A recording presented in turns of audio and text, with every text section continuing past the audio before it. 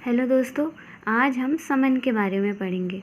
तो समन एक्चुअल में होता क्या है। समन एक ऐसी आदेशिका होती है, एक ऐसा प्रोसेस होती है जो कोर्ट अभियुक्त को भेजता है, जिसमें कोर्ट ये निर्देश देता है अभियुक्त को कि आपको इस टाइम पर, इस पर्टिकुलर टाइम पर और इस प्लेस पर जिस भी न्यायालय द्वारा उसे बुलाया गया है वहाँ पर उपस्थित होना है, ताकि वो अभियुक्त जो भी उस पर आरोप लगाए गए हैं उनका उत्तर दे और साथ में अपना डिफेंस भी बताए। तो समन्स का अब सीआरपीसी के सेक्शन 61 से लेकर 69 तक समन के बारे में बताया गया है कि समन का फॉर्म क्या होगा, समन की जो सर्विस है वो कैसे की जाएगी, निगमित निकायों पर और सोसाइटियों पर समन की तामीली कैसे की जाएगी। ये सब सेक्शन 61 से लेकर 69 तक बताई गई है। अब सेक्शन 61 में फॉर्म ऑफ समन, मतलब समन का प्रारूप क्या होगा ये बताया गया है। तो summon, every summon issued by a court, court के द्वारा इशू किया जाएगा। फिर shall be in written, written में होगा। इन डुप्लीकेट, जो भी रिटन में है वो 2 कॉपियों में होगा, 2 प्रतियों में होगा। Sign by the presiding officer of such court, जो सच कोर्ट, और by such other officer as the high court may from time to time by rule direct and shall bear the seal of the court। it means कि इसमें पहली बात ये कही है कि रिटर्न में होगा, 2 कॉपियों के साथ होगा। जो भी जिस न्यायालय द्वारा वो समन जारी किया गया है, उस न्यायालय के जो भी प्रेसिडिंग ऑफिसर है उन्हीं के द्वारा साइन होना चाहिए। साथ में उच्च न्यायालय जो भी रूल बना रहे हैं उनके द्वारा वो समय समय पर निर्देश जारी करेंगे कि किस ऑफिसर द्वारा वो साइन होंगे। तो उसी प्रकार से वो जो समन है उसे साइन किया जाएगा और साथ ही में उस कोर्ट की, जिस कोर्ट ने उसे जारी किया है, उसकी सील लगना उस समन में आवश्यक होगी। तो ये है सेक्शन 61, जो कि समन का प्रारूप बताता है, समन का फॉर्म बताता है। अब इसी के बाद सेक्शन 62 समन्स हाउ सर्व्ड, मतलब समन की जो तामीली है वो कैसे की जाएगी।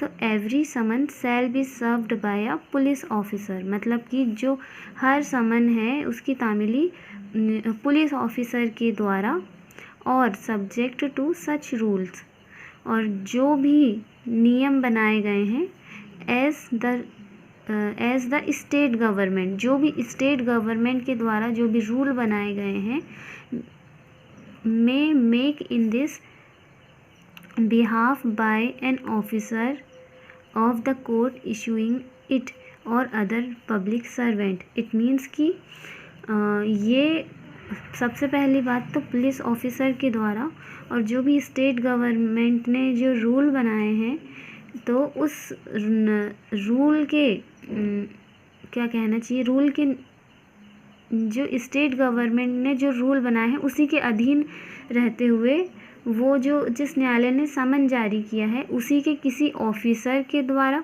समन भेजा जाएगा, या फिर अन्य अदर पब्लिक सर्वेंट के द्वारा समन भेजा जाएगा, लोक सेवक के द्वारा। अब इसी का सबसेक्शन 2 कहता है the summon shall if practicable be served personally on the person summoned by delivering or tendering to him one of the duplicates of the summons. मतलब इसका सीधा सा मतलब है, जो भी समन, जिस व्यक्ति पर समन की तामीली की गई है, सर्विस समन की गई है, वो 2 प्रतियों में की जाएगी। यहाँ लिखा हुआ है डुप्लीकेट्स, मतलब प्रतियों में, 2 प्रतियों में की जाएगी, जिसमें एक को व्यक्तिगत रूप से, उस व्यक्ति को व्यक्तिगत रूप से दी जाएगी। सॉरी, थोड़ा गलत हो गया। इसमें ये लिखा है कि जो भी है उसमें जो 2 प्रतियों में समन दिया गया है उसमें से एक को उस व्यक्ति को जिस पर समन की तामीली होना है उसको करके एक समन की तामीली जैसे ए है इस पर की गई है कोर्ट के द्वारा, जो 2 प्रतियों में है, तो इसमें से एक प्रति द्वारा इसको समन की तामीली की जाएगी।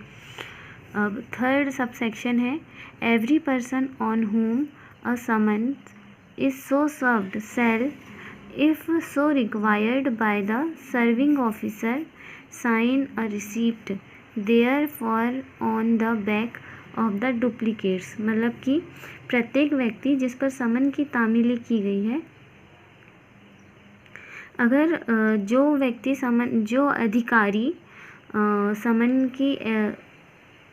अधिकारी ऐसी अपेक्षा की जाती है तो वो व्यक्ति उस समन की रसीद हस्ताक्षरित करेगा।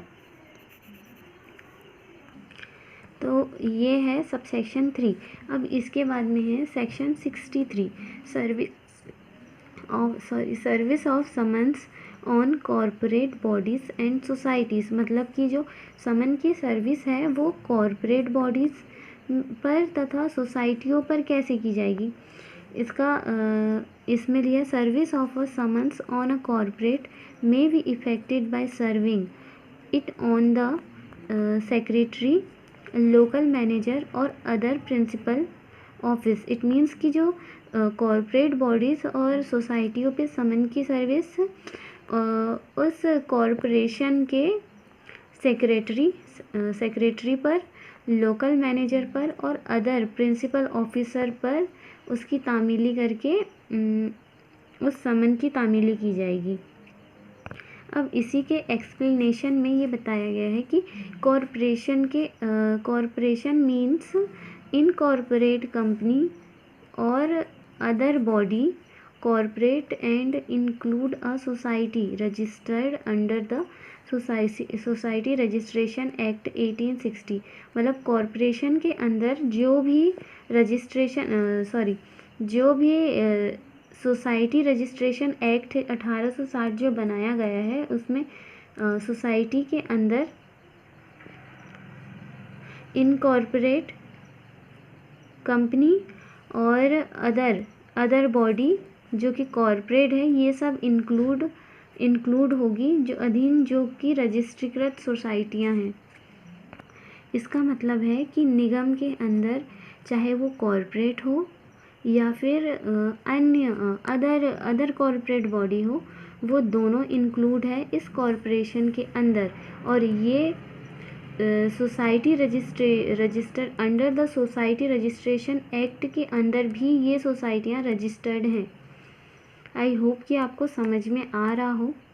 अब हम section 64 service when person summon can not be found. मतलब कि जब समन की तामीली की जा रही है तब अगर जिस पर तामीली समन की सर्विस करनी है अगर वही व्यक्ति नहीं मिल रहा है तब क्या प्रोसेस होगी ये जानते हैं।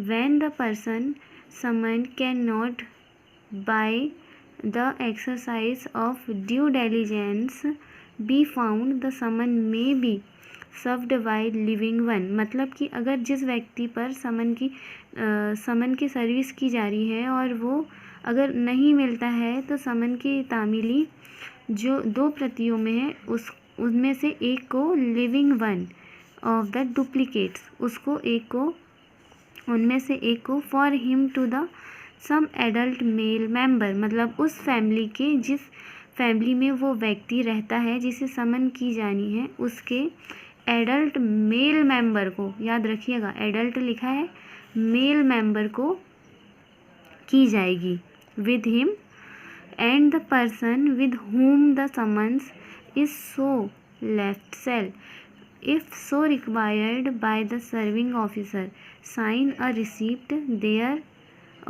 therefore on the back of the other duplicates।